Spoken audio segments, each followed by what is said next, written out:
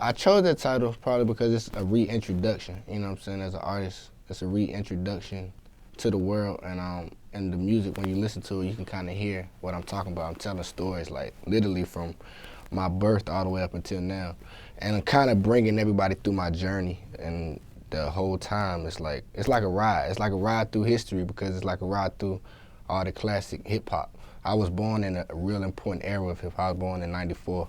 So that's the year Ready to Die came out. A lot of real rap came out. You know what I'm saying? So that's pretty much why I named it Rebirth. I wanted to embody that whole era of hip hop when hip hop was first coming into existence. And yeah, so that's pretty much why I chose the title of it. God's Son. That was basically me coming out a baby in the clouds. You know what I'm saying? That's the drift that I'm coming with. But the title and the concept of the artwork kind of go hand in hand. You know, talking about the rebirth, of course, you see like a baby inside fetal position, coming out the sky like he was sent down from the Most High himself. So that's kind of like, yeah, that's the point of the project. I think you can get exactly. I want people to get straight to the point. A lot of times I be real artistic with my artwork, and sometimes people everybody won't catch the idea that I'm running with, because I'm a super deep thinker. So everybody don't think that deep. Most people actually don't think that deep. So I want to still be dope for this artwork, but I still want it to be creative. So that's how I set the artwork up. Yeah, 1122 was chosen because 22 is like a real significance, like a magic number, like my special number. And I just turned 22. But it don't even have nothing to do with me turning 22. It's just like I see 22 all the time. It's like a special number to me for a number of reasons. So 1122, business, so I dropped a video on 11/11. I dropped the project on 11/22. 11 plus 11 equals 22. So I was like, well, why not? Let's drop it on the 22nd of November. No particular reason for the amount of songs. That's just kind of pretty much how much music and freestyle that I had put together for the project. No significance about the amount of songs, but pay attention to the days that I release things are very special. I don't just release things on the best Tuesday I can come up with. Like, it's always a reasoning behind my releases. And the days that I pick, like on this summer, I released it on the summer solstice, which was June 21st. So I always do special stuff like that. I did. This is my first time I've ever put my own track list together. I did it completely by myself and sent it to the DJ to scratch on it, but I did it completely by myself. I just sat there and came up with the order because I knew how I wanted it to run. You know what I'm saying? And it's so funny, like I felt like a breath of fresh air with this project.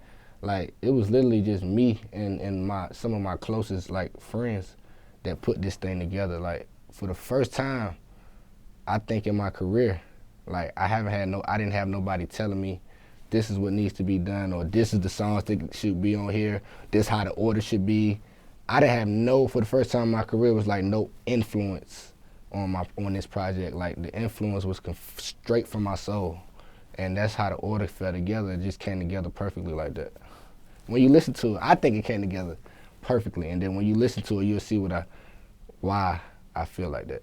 And I explain a little bit more. But it starts with the birth of me, Issa. So it goes into the first song, which is Reminisce Over You, T.R.O.Y. I don't know if you're familiar with that. You familiar with that record? You remember that? Me personally, no. No? Okay, well, Yes, the hip-hop hit, the hip-hop heads know that one. That's one T.R.O.Y. That's like, I think, the year I was born that dropped. So really, the first 4 or 5 songs are literally songs that came out within like between 94 and 97, the era of hip-hop that I was birthed into.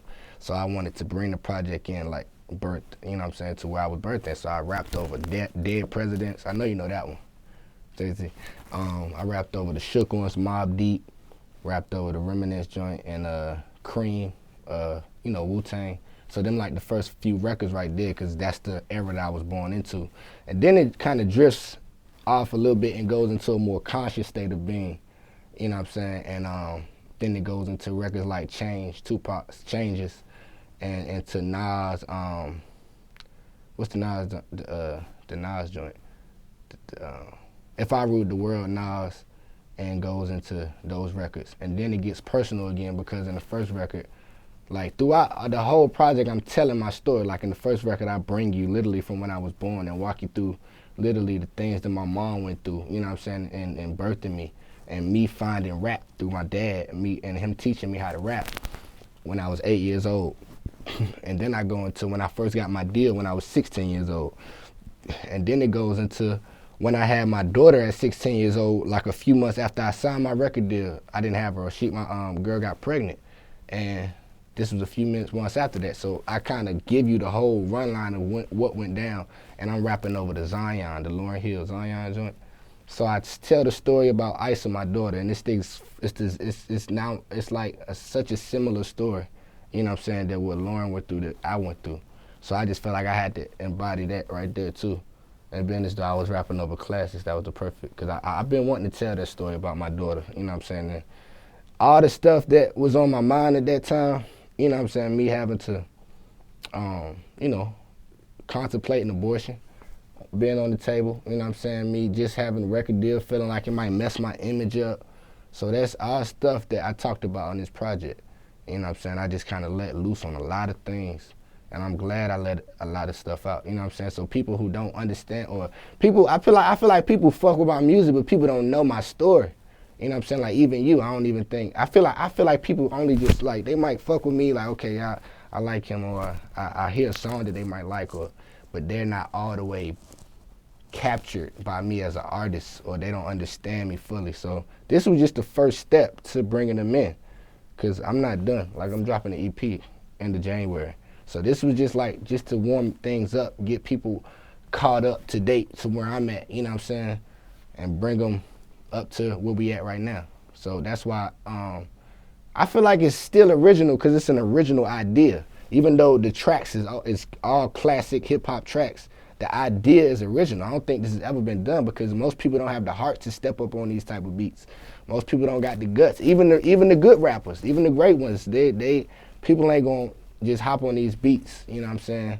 But I feel like I embody everything that I rapped on. I feel like I embody all of those artists in one. So that's why and being as though I gave my whole life to rap music. People don't even understand. I've been literally rapping and taking this shit serious since I was 8. I gave my life to rap, you know what I'm saying? So it ain't too many people that can say that, you know? So that's why me hopping on them type of beats and rapping like that, first of all, I learned how to rap from a guy that's from the Bronx, New York. And you know I'm a talker, so I'm gonna give you a little bit of story. I learned how to rap from a guy who's from the Bronx, New York, who's from the birth of hip hop. You know what I'm saying? So that's why, another reason I felt comfortable with doing this shit. Even though, you know, I got a lot of my style and I got a lot of qualities of an Atlanta rapper, and I think that's because of the Most High why I'm right here in Atlanta. But at the same time, I learned how to rap. People can't forget from the birth of hip hop. You know what I'm saying? From a man who's from the Bronx, New York. So I had to let people know that, and so now we caught up to date on what I can do, and now we can move forward. My favorites, I would say, is the Zion joint, Issa. That's the one I'm talking about my daughter, talking about when I had her, and everything that transpired in that situation. Keep Your Head Up, the Tupac joint, I love that. I love that remake of it. And that's kind of just, you know, me. It's a modern day, I feel like, pop, you know what I'm saying, and the stories that I'm telling and the things that I'm saying on there. It's not exactly what, you know what I'm saying, what's going on in his era, but it's what's going on today. So I like that one. What else? Dead Presidents. I say that's like my favorite one on there. Simply because like that was special. That Dead Presidents joint was special to me, and it's 2 verses on that. But that's special to me because Jay-Z and Nas rapped on those beats. Those were like classic for both of them, because I think Nas had to be first, am I right? And then Jay-Z sampled it and took Nas hook and rapped on it. So they both had like that beat. And then I just came and I kind of sat right in the middle of them and on that beat, and in the middle of Nas and Jay and the things that I'm talking about. Because if you remember, Nas came with like a super conscious approach to the record, but Jay-Z came with more of a street approach to the record. And me, I came like right in the middle. I talked about conscious shit and I talked about street shit. So I just feel like I embodied that. And I ain't saying on no arrogant shit, but I just felt like that was my goal, to embody that. And there was stuff like, it was stuff in there like that I felt like I perfectly embodied that track. So that's I say that's my favorite. This is the last mixtape I'll be putting out. That's something I haven't revealed, but this is the last mixtape I'll be putting out, maybe for, well, let's just say a long time. So that's my last mixtape, period. But I've given away so much of myself to the people. You know what I'm saying? I'm not even gonna say my fans, just to music, period. I've given so much of myself to rap, so much free stuff. I was just talking to my brother on the way in, like, I don't even, you can look on iTunes, I ain't even got too much stuff that I sold, you know what I'm saying, on iTunes. I've put a lot of, I put like 6 mixtapes out, you know what I'm saying, over the course of my career, but I've never put a project out for sale. And I think, you know, it's like, this is the last time that I'm putting a mixtape out. So that's a fact that you can definitely stick with and know and run with. And yeah, so my next project that's gonna come out, it's not even about the money, it's just the fact that this is my last mixtape.